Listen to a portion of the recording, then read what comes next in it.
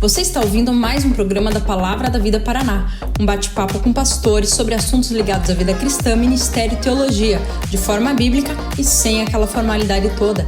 Começa agora mais um episódio de Pastores de Chinelo.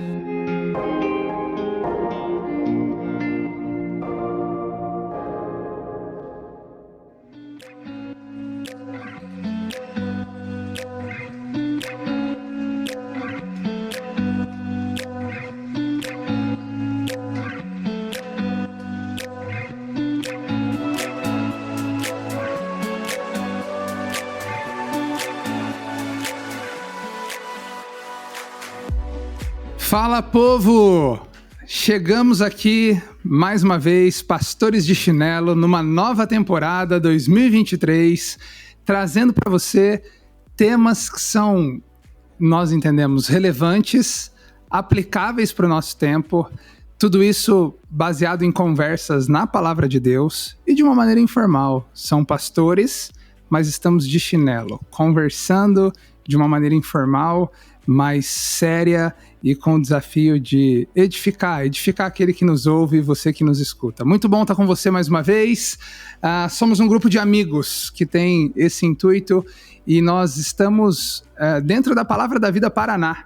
Se você quiser conhecer Pastores de Chinelo em outras plataformas, em outros lugares, a gente está em tudo quanto é canto. A gente tem perfil no Instagram, a gente tá no YouTube, a gente tá no Spotify, que é onde o pessoal mais nos conhece, mas se você caçar em qualquer canto, você vai encontrar. Coloca lá, Pastores de Chinelo, Palavra da Vida Paraná, são palavras-chave aí para você encontrar a gente tá em todo lugar, a gente é onipresente, assim, só caçar que você encontra a gente. E é muito bom, e não deixe, por favor, de compartilhar aí as nossas mídias sociais, de curtir. Se você quiser bater um papo com a gente, mais assim, particularizado, você pode nos encontrar no próprio Instagram. Manda um direct ali, manda uma pergunta específica. Se quiser se referir a um de nós especificamente, fica à vontade. A gente está aqui para poder interagir e ajudar você também na sua caminhada com Jesus ou conhecer o que é a caminhada com Jesus. Muito bom. O tema de hoje, ele, assim, é um tema que às vezes a gente escuta ele na boca de muita gente, assim, do povão. A gente escuta dentro da igreja, a gente escuta fora da igreja. O tema de hoje é: a teologia mata? É uma pergunta. A teologia mata? Será que esse negócio de teologia e a nossa relação prática com ela, será que nós precisamos, na verdade, de menos teologia e mais espírito? Como é que a gente lida com isso? Bom, hoje somos dois pastores de chinelo. Eu sou o Renato Buzo, aqui da Igreja Batista de Tupã, pastor aqui. E eu estou com quem aqui do meu lado? Opa, aqui quem tá falando é o Juninho, pastor da Igreja Batista de Jardim Itamaraty, em Campo Limpo, São Paulão. E a gente tá bem aqui, hein? Tema de boa. Dá pra gente conversar bem sobre ele. Ô Júnior, quando você pensa nesse tema, assim, qual que você vê na sua percepção pastoral, experiência pessoal, qual que você vê que é a abordagem mais comum, popular, não quer dizer que seja correta, mas como é que geralmente a gente entende esse negócio de a teologia mata, menos teologia, mais espírito? Tem até o texto, né, de 2 Coríntios, capítulo 3, quando o texto vai dizer, né, a letra mata, mas o espírito vivifica. Cara, quando a gente ouve isso aí, eu penso em várias coisas, né? Primeiro eu penso em heresias, surge heresia um atrás do outro. E depois é o resultado da nossa igreja, né? As igrejas mostrando aí que estudam um pouco teologia mesmo e por isso estão tão ruim e muitas vezes no resultado que a gente deveria causar na sociedade. Então, querendo ou não, o resultado e o que a gente ouve geralmente de falar sobre isso é besteira. Tem heresia no caminho. A gente tem que tomar muito cuidado aí com a interpretação desse texto. Ô Júnior, e qual que é a heresia que a gente escuta quando a gente escuta isso? A letra mata e o espírito vivifica. A própria pergunta, né?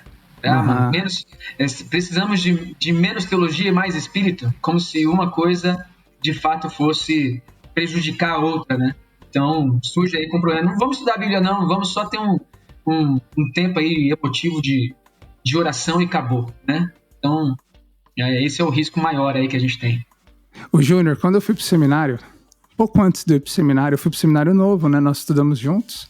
Cheguei no seminário com 19 anos eu era um adolescente, um jovem na igreja, me envolvendo com áreas de liderança dos jovens, um pouquinho no louvor. E eu me lembro que quando eu decidi ir pro seminário, cara, algumas pessoas, assim, chegaram em mim e disseram, olha, cuidado, porque no seminário você vai sofrer lavagem cerebral.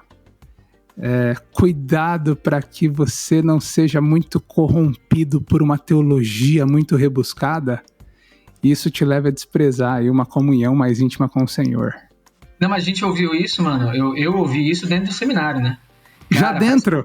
Dentro do seminário. Cara, parece que quando eu entrei no seminário aqui, o meu relacionamento com Deus, ele esfriou, cara. Porque ficou tudo muito acadêmico, muito estudo, pouca vivência com Deus. Parece que eu tô frio, né?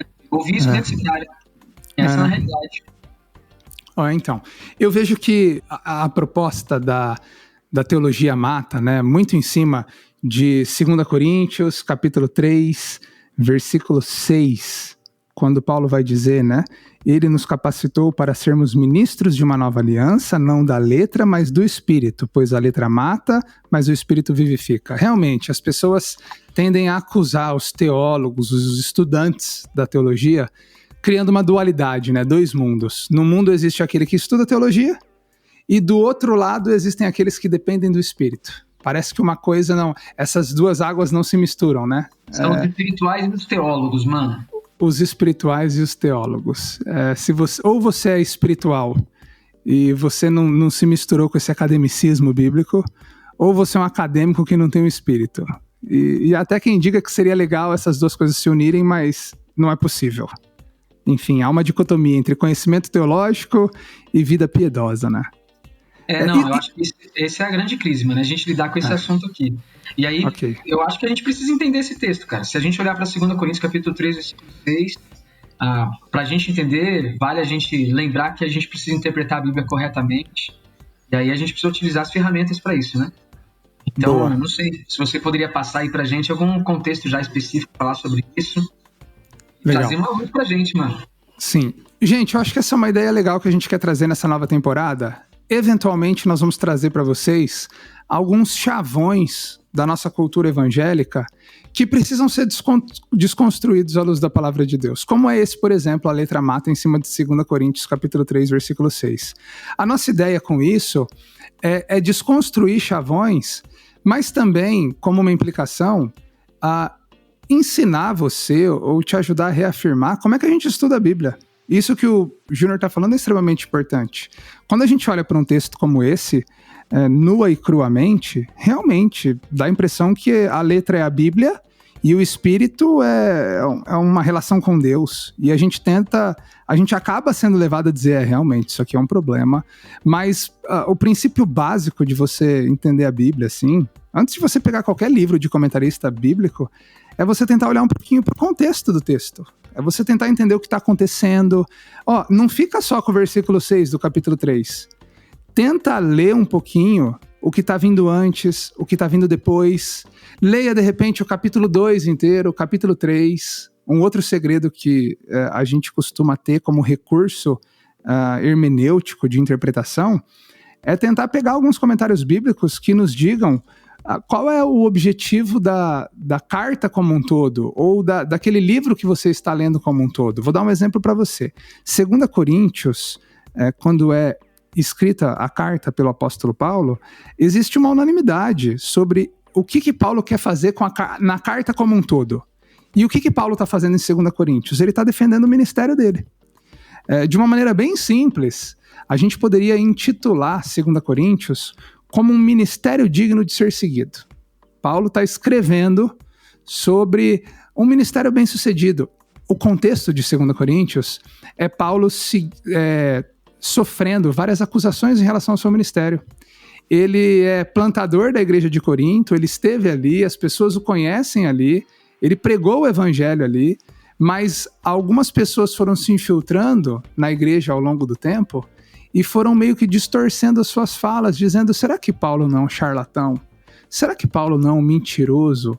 será que esse Paulo ele não é um tagarela que está falando coisa... Algumas pessoas colocavam em xeque a autoridade com que Paulo ensinava. E quando ele escreve a segunda carta de Paulo, a segunda Coríntios, desculpe, ele escreve nessa ideia de se defender, de validar o ministério apostólico dele. É isso mesmo, Júnior? Não, é isso mesmo. Para você ver, até os ataques, né, que ele sofria não eram fraquinhos, não. E se você for lá um pouquinho para frente, em 2 Coríntios 10, vai estar escrito lá: alguns dizem, as cartas dele são duras e fortes, mas ele pessoalmente não impressiona não, e a sua palavra é desprezível. Então os caras atacavam Paulo de tudo quanto é jeito para tirar a autoridade daquilo que ele ensinava, né? Então eu acho que faz todo sentido a gente olhar para o contexto de 2 Coríntios e perceber aí que tem muito a ver com o ministério de Paulo. Qual é o ministério de Paulo? O que ele está apresentando? Qual é a realidade do apóstolo em si, né? E por que deveriam dar crédito à mensagem que ele está trazendo, né? Então, a mensagem que ele está trazendo tem a autoridade que faz com que ele seja uma autoridade quando ele esteja falando. Não é o inverso, né? Não é Paulo tem uma autoridade porque ele traz uma mensagem assim. Não, a mensagem tem autoridade e faz com que Paulo, ao apresentá-la, também a possua. Olha que legal, por exemplo, capítulo 2, versículos 14 a 17, que são anteriores ao capítulo 3, onde está o nosso texto, né? Paulo está falando assim: mas graças a Deus, que sempre nos conduz vitoriosamente em Cristo, e por nosso intermédio exala em todo lugar a fragrância do seu conhecimento. Ele está se colocando como alguém que leva o conhecimento de Deus. Ele é alguém que tem autoridade para levar o conhecimento de Deus, e isso soa como uma fragrância àqueles que estão à sua volta. E ele vai dizer no 15, porque para Deus somos o aroma de Cristo entre os que estão sendo salvos e os que estão perecendo. Para estes somos cheiro de morte, para aqueles fragrância de vida. Ele leva uma mensagem que apresenta a Deus. Aqueles que aceitam essa mensagem veem isso como uma fragrância de vida, como uma salvação eterna. Aqueles que rejeitam essa mensagem, como uma condenação eterna. No versículo 16... Claro? Só um comentário aí, Renato. Um comentário sobre essa parte que você está falando. Quando ele fala de ser aroma de Cristo, para um cheiro de vida, para outro cheiro de morte, a ideia aqui, se a gente for olhar para a cultura na época, né, o que estava acontecendo, aqui traz a imagem de um guerreiro, né, do exército da nação vindo, né, e na frente vinham aqueles sendo conduzidos que foram tirados lá que foram vencidos, né, e que estão sendo trazidos como dignos de confiança para trabalhar, para exercer alguma função dentro da sociedade que eles estão. E os de trás são aqueles que estão vindo, só que estão vindo condenados, né, que eles não vão ter uma oportunidade. Então, nesse sentido, o aroma, quando recebia esse guerreiro, por exemplo, ou esse exército chegando, o aroma, para aqueles que estavam na frente, cara, era fôlego de vida. Olha a esperança que a gente está vindo, a gente vai ser resgatado, a gente vai ser preservado por essa nação. Mas o mesmo aroma, para aqueles que estavam atrás, mano, era um aroma assim, é o mesmo aroma, é o aroma de rosas, vamos supor aqui. É o mesmo aroma, só que para eles, cara, aquele cheiro não era de liberdade. Era o cheiro que assim, não, a gente vai morrer. A gente vai pagar o preço por não sermos dignos de confiança para esse povo. Então, é muito legal você perceber que nesse contexto aqui de fragrância, ele está falando, é a mesma mensagem, é o mesmo evangelho. Só que para uns, esse evangelho ouvido, ele é aroma de vida. Para outros, esse evangelho que foi rejeitado, ele é aroma de morte. Porque ele traz salvação e condenação, né? E é o mesmo muito legal. Muito legal. E percebe, ele está chamando a responsa para a autoridade da mensagem que ele prega. Exatamente. E aí ele fala o seguinte, lembra disso, gente, ele está sendo acusado de um falso profeta. E ele está chamando a responsabilidade para a mensagem que ele prega. Aí ele fala assim, no versículo 16, parte B. Mas quem está, capítulo 2, né? Mas quem está capacitado para tanto? Tipo, você é o bichão mesmo, hein, Paulo? Aí ele fala, ao contrário de muitos, não negociamos a palavra de Deus visando lucro. Antes, em Cristo falamos diante de Deus com sinceridade, como homens enviados por Deus. Então, você percebe que ele está defendendo o ministério dele? Percebe, gente, que ele tá assim, se colocando como quem tem autoridade autoridade dada por Deus para levar esse evangelho. E é legal como começa o capítulo 3, que já vai daqui a pouco entrar no nosso texto. Ele fala assim: será que com isso estamos começando a nos recomendar a nós mesmos novamente? Ou seja, eu já tenho recomendação para falar com a autoridade, mas eu estou sendo questionado, eu vou ter que me recomendar de novo? Será que precisamos, como alguns, de cartas de recomendação para vocês ou da parte de vocês? Isso são perguntas retóricas, né? É claro que não, nós temos autoridade, nós falamos com propriedade. Ele vai dizer, versículo 2 do capítulo 3, vocês mesmos são a nossa carta, escrita em nosso coração, conhecida e lida por todos. O evangelho frutificou, foi aroma de vida para muitos ali daquela igreja, para todos aqueles que creram, né?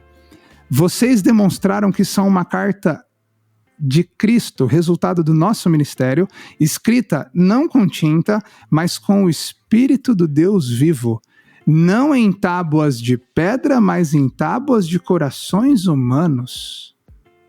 Olha só que interessante. Ele diz, vocês são resultado do nosso ministério. Nosso ministério tem autoridade, nós não negociamos a palavra de Deus, nós somos essa fragrância de vida para aqueles que creem, como o Júnior destacou o que significa esse termo. E ele vai dizer o seguinte, o resultado do nosso ministério é o Espírito de Deus atuando em vocês. E é interessante que ele coloca aqui no versículo 3 um contraste já. O Espírito de Deus atua, e foi assim como Deus atuou, e não as tábuas de pedra, mas tábuas escritas em corações humanos. Você se lembra, você que está nos ouvindo, o que são tábuas de pedra? Quando você pensa em tábuas de pedra, quando você pensa em escritas em tábuas de pedra, isso te lembra do quê? Dos 10 mandamentos, não é? Os 10 mandamentos foram a lei escrita em tábuas de pedra, não foram? Começa aqui um contraste. Quer continuar, Júnior? Não, sim. Aí ele já apresenta o contraste entre a antiga lei e a nova aliança, né? Então, é muito legal essa perspectiva. E outra, só um comentário aqui legal nessa carta, né? Que vocês são as nossas cartas.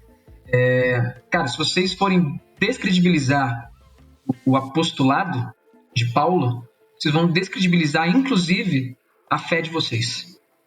Porque ela é pautada na mensagem trazida por ele. Vocês experimentaram uma nova vida por causa disso. Vocês estão livres da antiga lei, né, ou da antiga aliança, por causa dessa mensagem que é trazida. Então, esse contraste ele é apresentado aqui no versículo 3, né? Não escrito com tinta, mas com o Espírito do Deus vivo, fazendo essa separação entre antiga aliança e nova aliança. Essa nova aliança de Deus que trabalha diretamente no coração humano, a graça de Deus que permeia e preenche o coração humano, e não necessariamente aquilo que aponta para os nossos pecados, para os nossos erros ou para a nossa condenação, mas a graça de Cristo que trabalha para a nossa libertação, né? Então é muito legal a gente perceber esse contraste que começa a ser feito aqui e é fundamental para a gente entender o versículo 3, o versículo 6 mais adiante, né? Olha no versículo 4, então, a continuação. Tal é a confiança que temos diante de Deus por meio de Cristo. Não que possamos reivindicar qualquer coisa com base em nossos próprios méritos, mas a nossa capacidade vem de Deus. Ele nos capacitou para sermos ministros de uma nova aliança, não da letra, mas do Espírito. Pois a letra mata, mas o Espírito vivifica. Então, há um contraste aqui entre lei como letras escritas em tábuas de pedras e letras escritas em tábuas de corações humanos. O contraste que está sendo feito aqui é a letra do Antigo Testamento e o ministério apostólico da Nova Aliança. Os apóstolos de Jesus, e Paulo era um apóstolo de Jesus, ele vem trazer um ministério que é essa nova aliança pelo Espírito feita em Cristo. Em contraponto está em jogo o Antigo Testamento. Eu acho que é muito precioso. Pode falar, Júnior. Não, e o versículo 7 aqui, ele vai dizer, né? O ministério que trouxe a morte foi gravada com letras e pedras. Mas esse ministério veio com tal glória que os israelitas não podiam fixar os olhos na face de Moisés. Então ele começa a fazer aqui, se você for ler em seguida, ele começa a fazer esse contraste com a lei apresentada ali para o povo de Israel no deserto, a lei que ela se manifestou, né? Foi manifestada na vida de Moisés, só que Moisés, ele inclusive tampava o seu rosto, porque quando ele recebeu isso do Senhor, o seu rosto brilhava com a glória que ele viveu lá no monte, né? Ao receber essa lei, né? E aí ele apresenta, vocês vivem com esse véu até hoje. Vocês não conseguiram enxergar a nova aliança até hoje, porque alguns de vocês permanecem se prendendo na lei escrita em pedras, né? Que é essa lei dada por Deus para o Israel no Antigo Testamento. Inclusive vem o versículo 17, onde está o Espírito do Senhor, aí está a liberdade. E essa liberdade que está sendo falada é a liberdade da aliança da lei, né? Para a nova aliança em Cristo, que é a liberdade, de fato, para sermos salvos e resplandecermos a glória, porque Ele habita em nossos corações, né? Uhum. Olha que interessante o versículo 9, ele fala o seguinte: se era glorioso o ministério que trouxe condenação, quanto mais glorioso será o ministério que produz justificação. O que ele está dizendo aqui, gente, esse negócio de letra mata e espírito que vivifica, na verdade, é um contraste entre a lei do Antigo Testamento e a lei, vamos dizer, entre aspas, do Novo Testamento. Que ele vai dizer o seguinte: a lei, os 10 mandamentos e todos os mandamentos, mais de 400 que envolviam ali as leis de Israel, todo o mandamento ali do Antigo Testamento, ele tinha um grande objetivo, que era condenar o povo. Quando você olha para os 10 mandamentos e você vê o caráter de Deus sendo revelado nele, o objetivo da Bíblia com isso não é apresentar para você uma salvação, mas é a necessidade que você tem dela. Quando você conhece a lei de Deus, você começa a olhar os mandamentos. Você olha lá assim, puxa, você não pode ter outro Deus além do único Deus. Você não pode adorar nenhum outro Deus. Você precisa guardar o sábado. Você não pode adulterar. Você não pode roubar. Você não pode matar. Você fala, eu não consigo buscar esse Deus. Isso é difícil demais para mim. A minha natureza não compactua com a desse Deus. Porque essa é a essência da lei. O objetivo da lei, e isso vai ficar claro, depois você pode ler em Romanos 7:5, em Gálatas capítulo 3, a partir do versículo 11. A lei, ela apontava para nós a necessidade que nós tínhamos de uma salvação. O próprio Paulo vai dizer em Romanos capítulo 4 que a base de salvação do Antigo Testamento não é a lei. A base de salvação do Antigo Testamento é a fé em Deus. A lei, ela sempre teve o objetivo de apontar a necessidade que a gente tem do Cristo que veio. É por isso que todo o sistema da lei de Israel no Antigo Testamento, ela se baseava no sacrifício de animais. O sangue inocente tinha que ser derramado para expiar a culpa do pecado. Então, a lei do Antigo Testamento, ela nos encobre o rosto no sentido de salvação. Ela nos impossibilita de salvação. Já a liberdade do Espírito, a nova aliança, que vem ser reivindicada pelo ministério apostólico, você deve se lembrar também de Efésios capítulo 2, versículo 20, quando o texto vai dizer que a igreja está fundamentada nesse alicerce apostólico, vem nos apresentar essa salvação em Cristo Jesus. A letra que mata é uma vida que segue os 10 mandamentos sem Cristo. Mas o Espírito que vivifica é aquele que conhece o poder libertador de Cristo Jesus. Esse é o significado, certo, Júnior? Sim, e assim, você falou aí viver a lei sem Cristo, né? Mas a realidade é, se você viver Cristo e acrescentar a lei, você também vai estar fazendo e se subjugando ao mesmo domínio que nós somos libertados para ele, né? Então nós não somos mais escravos da lei. Quando fala que a letra mata, é uma vida debaixo da lei, ou que precisa observar a lei, ela é insuficiente para a gente, para nos salvar. Ela é insuficiente para nos dar vida. Então, seguir a lei vai só nos levar à condenação que nós já temos, que é a própria morte. Então, quando fala o Espírito vivifica, ou a graça de Deus, a nova aliança nos vivifica, está falando sobre essa ideia de que a nova aliança se sobrepôs à antiga aliança. Nós não estamos mais debaixo dela. É isso que é falado no versículo 17, lá onde está o Espírito do Senhor, está a liberdade. É a liberdade dessa antiga aliança, onde eu faço para ser abençoado. Não existe mais isso, né? nós fomos libertados disso. Inclusive, um dos grandes ataques que a igreja sofria naquele tempo era assim, você pode crer em Cristo, mas só isso não é suficiente.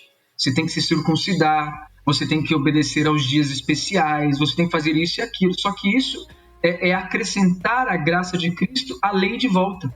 E isso traria para você condenação mais uma vez.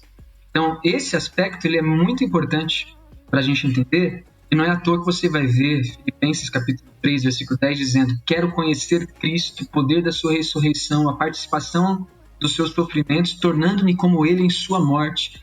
Ou seja, conhecer Deus, conhecer a Cristo é uma necessidade, não é uma opção, é uma necessidade do cristão. A gente precisa buscar o Senhor, a gente precisa conhecê-lo mais. E quando fala conhecer, não é só você conhecer intelectualmente, é você, através desse conhecimento, ter um relacionamento ao ponto de características do seu Senhor vão começarem a fazer parte de você, e você refletir essas características. Isso é conhecimento, né, que a Bíblia apresenta. Então, a nova aliança é esse relacionamento pessoal com Jesus que transforma e produz em nós transformações para nos tornar mais parecidos com Ele. Então, só um aspecto legal que vale a pena a gente ressaltar também, que fé no Novo Testamento não se refere apenas ao creio em Jesus, né? Creio em Jesus e sou salvo. Fé no Novo Testamento está se referindo a creio em Jesus, sou salvo, mas também a esse conjunto de doutrinas que Jesus nos deixou e essas virtudes que adquirimos nesse relacionamento com Cristo. Ou seja, é essa vida com Cristo, como se você imaginasse um triângulo, né? Você tem a fé de Cristo lá em cima e nas bases desse triângulo você tem o conjunto de doutrinas da palavra e você tem as virtudes sendo vividas através do relacionamento com Jesus e da transformação que Ele proporciona em nós, né? Então, conhecer a Cristo é uma necessidade do cristão. Nós precisamos buscar conhecer Jesus cada vez mais. Ou seja, nós precisamos mais de Cristo em nossas vidas e nós precisamos mais da palavra dele em nossas vidas para podermos conhecê-lo e viver o cristianismo da maneira que Deus deixou para a gente viver. Ô Júnior, eu poderia dizer, em termos bem práticos e talvez simplistas, que então uma ênfase prática para hoje desse texto é nos lembrar que a essência da mensagem cristã é esse prostrar-se a Jesus, se arrepender dos seus pecados, confiar nele, e não uma vida de meritocracia, no sentido de eu vou fazer isso, eu vou fazer aquilo, eu vou buscar caridade para eu ser salvo. Não. As boas obras na Bíblia, nós não buscamos boas obras para sermos salvos. Nós buscamos boas obras porque nós somos salvos por Cristo. Há um desejo de que a gente reafirme a necessidade de Cristo, certo? Da graça de Cristo. Sim, sem dúvida. Eu acho que, na verdade, as boas obras, 2 Coríntios, Efésios, capítulo 2, versículo 10, né? As boas obras foram criadas para que nós a fizéssemos. Então, Deus deu a oportunidade de fazer as boas obras, mas ela não é nenhum tipo de meio para que tenhamos um relacionamento com Jesus, né? Não é à toa que 2 Coríntios, capítulo 4, vai dizer, nós temos esse tesouro em vaso de barro, ou seja, o apóstolo não está trazendo nenhum poder sobre ele, ou seja, vocês não precisam me reconhecer, mas é o tesouro que eu carrego que faz toda a diferença, que é a própria mensagem do Evangelho, né? E 2 Coríntios capítulo 5 vai apresentar essa mesma coisa. O ministério da nova aliança é um ministério de reconciliação com o Senhor, ou seja, se estamos em Cristo, nós somos uma nova criação, as coisas antigas já se passaram, eis que se fizeram novas. Nesse relacionamento com o Senhor, a cada dia eu experimento algo de novo na presença e no relacionamento com Ele. Então, é um relacionamento com Jesus que foi nos aberto, né? E que não aponta para a morte, mas aponta para a vida. Ao invés de olharmos para a lei do Antigo Testamento, nós olhamos para a graça de Cristo, onde nos apresenta a vida através dele. Ô Júnior, sabe o que eu acho muito legal nisso, cara? É o fato de que quando a gente conhece esse evangelho que nos liberta do pecado, da própria lei e de nós mesmos, na verdade não existe uma dicotomia entre teologia e viver no Espírito. Há uma unificação, porque conhecer a teologia é me debruçar sobre esse evangelho. E quanto mais eu conheço esse evangelho, mais eu desejo que isso me transforme, que isso faça parte de mim, né? Eu não busco conhecer e obedecer como um fim em si mesmo. Deus, muito mais do que obediência, quer relacionamento, quer comunhão comigo. Eu acho isso precioso. Eu me lembro de Tito capítulo 1, versículo 1, quando Paulo escreve para Tito, e ele fala que ele está escrevendo para levar os eleitos de Deus à fé, e ele vai explicar o que é levá-los à fé. Ele vai dizer, isto é o conhecimento da verdade que conduz à piedade. Quanto mais eu conheço a verdade, que é o evangelho da graça, mais isso me transforma, mais eu me aproprio disso. Quanto mais eu conheço a teologia, mais isso precisa me prostrar aos pés de Cristo, em dependência dele. Eu não consigo ver o apóstolo Paulo escrevendo ali os textos, os outros discípulos de Jesus, sem estar com o coração rasgado, ardendo, apaixonado por Deus. Eu não consigo ver homens acadêmicos que de fato não querem se prostrar diante de Deus, né? Na verdade, não há dicotomia nisso, há uma unidade nisso. A teologia e o espírito, elas se unem, né? Sim, e Charles Ryrie, ele escreveu certa vez, acho que foi ele, eu não sei se foi ele, se foi o Tozer, agora me deu uma dúvida aqui. Mas ele falou assim, o conhecimento raso de Cristo produzirá uma adoração vil. Olha só. E faz todo sentido, a teologia sempre será o assunto mais importante para a igreja. Porque é o nosso conhecimento de Deus que vai produzir em nós uma adoração que seja realmente você dizer que você não está interessado em demonstrar a Ele toda a glória que a Ele é devida, né? Ou de adorá-lo pela glória que Ele possui. Então precisamos conhecer Deus, né? E tá unido, né? Uma vez perguntaram para o Tozer, o que é mais importante? Ler a Bíblia ou orar? Tozer respondeu, o que é mais importante para um passarinho? A asa direita ou a asa esquerda, né? Então faz toda a diferença conhecer a Jesus para poder adorá-lo da maneira que ele merece. Ô Júnior, eu tenho experimentado isso na prática, assim, porque eu vejo como a teologia, ela sem a comunhão com o Senhor, a oração, como a leitura da Bíblia, pegando as palavras do Tozer, a leitura da Bíblia sem a oração, ela é um labirinto. Eu não tenho saída, Agora, a oração sem a leitura da Bíblia, ela é bizarrice, cara. Ela me leva a comportamentos bizarros, esdrúxulos. E é o que a gente vê às vezes. Eu entendo a pergunta que a gente fez da teologia mata, porque às vezes a gente vê mesmo pessoas muito acadêmicas, que não são nada piedosas e se vangloriam do seu academicismo, ou então nós vemos pessoas que são ditas piedosas, no sentido de muita oração, ou com palavras carregadas de muito evangeliquez, mas que fazem bizarrice sem conhecer a palavra de Deus. E esse é um retrato existente no mundo que a gente vive. Mas há erros dos dois lados. Não há esse equilíbrio, né? A gente viu uma igreja que dá pouca importância para a leitura bíblica, né, ou para o conhecimento da palavra de Deus da maneira que ela é mesmo. E a gente vê resultados, inclusive, profanos, né? A gente olha assim, se a gente for olhar para o contexto ali, eu acabei de falar de um texto de Levítico, né? Aos que se aproximarem de mim, me mostrarei santo, glorificado. Ele está falando logo depois de um episódio em que 2 sacerdotes eles apresentam uma oferta ao Senhor que o Senhor não pediu.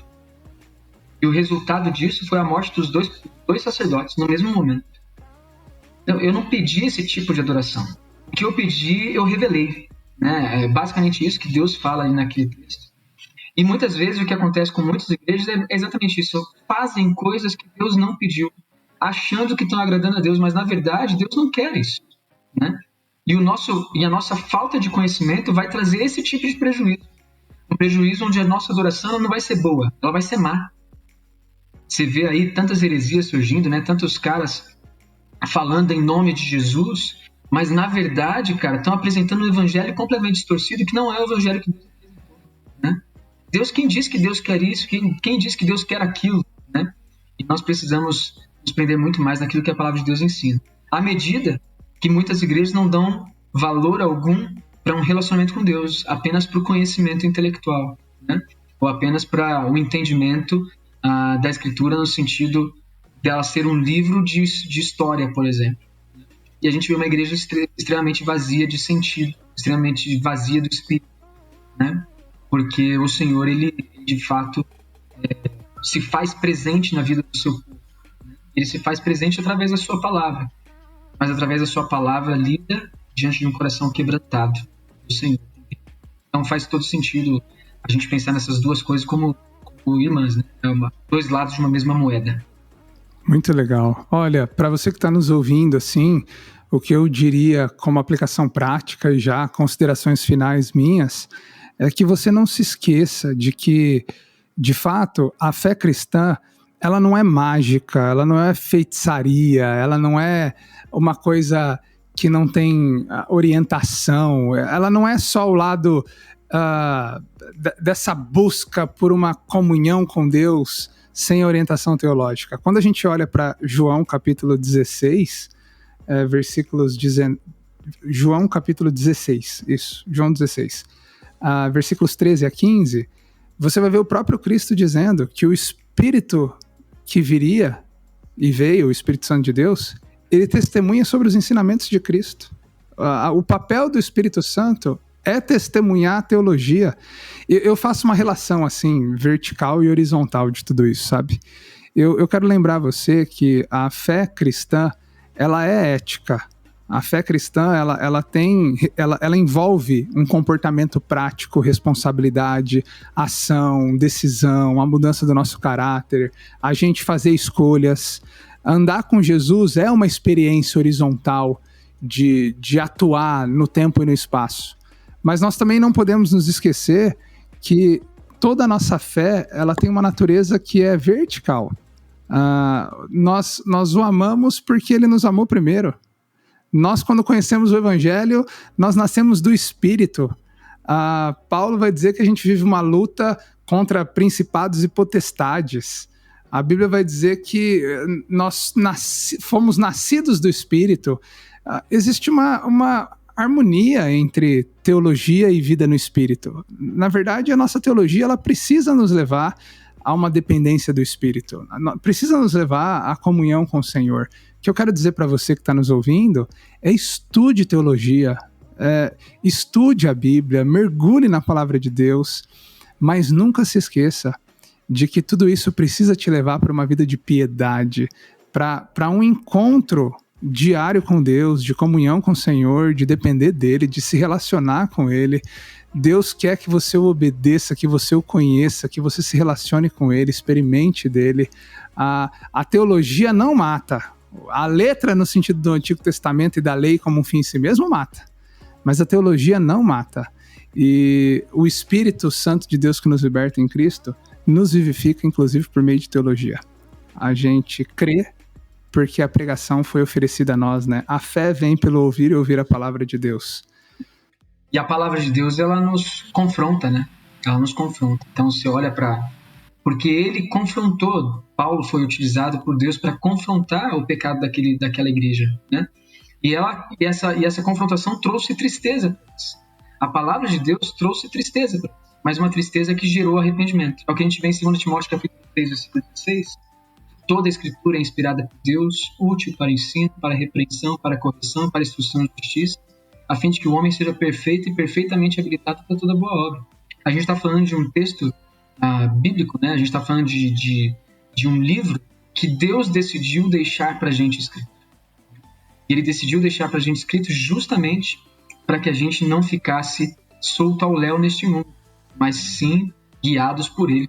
Então, acho que esse é o ponto mais importante, é a gente se entregar na palavra com o coração aberto para ouvir aquilo que te diz, né? Então, se eu fosse dar um conselho para você, abraça a tua Bíblia, lê a tua Bíblia todo dia, né? E deixa Deus falar o teu coração através dela, né? Porque você vai viver uma vida de dependência com Deus muito mais profunda do que você jamais imaginou que viveria, né? A partir de um relacionamento com Ele. Muito bom, galera, muito bom. Júnior, alguma consideração mais, é isso? Não, acho que é essa. Meu conselho final foi esse. Tamo junto. Galera, nós esperamos mesmo que você tenha entendido 2 Coríntios capítulo 3, quando o texto fala que a letra mata, mas o Espírito vivifica. O nosso desejo é que você tenha entendido a leitura do texto, a interpretação do texto, os confrontos que isso faz à nossa cultura e lições que isso traz para o nosso coração. É isso aí. Mais uma vez, nós, pastores de chinelo, com alegria, passamos aqui para conversar sobre a Bíblia de uma maneira informal, Que Deus abençoe a cada um de vocês e esse tempo edifique a cada um de vocês conforme os propósitos de Deus. Um abraço a todos. Tamo junto. Valeu.